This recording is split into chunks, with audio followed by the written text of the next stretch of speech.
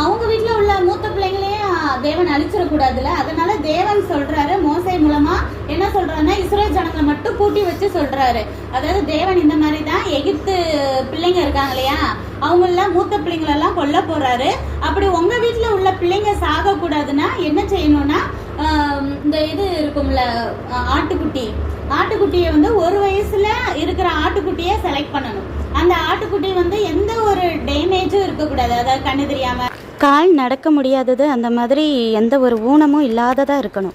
நல்ல ஆடா பார்த்து செலக்ட் பண்ணணும். எத்தனை வயசுல இருக்கணும் அது? 1 வயசு. எப்ப ஆடு வளர்க்குறவங்க நல்லா கண்டுபிடிச்சிருவாங்க, அப்படித்தானே? 1 வயசு இப்பதான் இருக்கும், 1.25 வயசுக்குள்ள இருக்கும் அப்படின்னு கண்டுபிடிச்சிருவாங்கல்ல. அந்த மாதிரி அவங்களுக்கு அந்த ஆடையை வளர்த்து பழக்கங்கிறதுனால அவங்களுக்கு தெரியும். அப்படி ஒரு 7 வயது ஆடை தான் பிடிக்கணும்.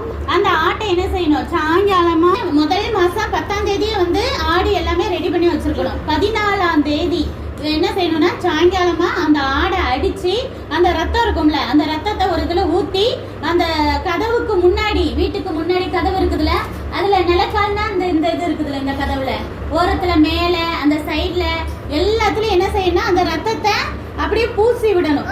அப்படியே இது பண்ணி பெயிண்ட் அடிக்கிற மாதிரி கையில வச்சு அப்படி என்ன செய்யணும், பூசி விடணும்.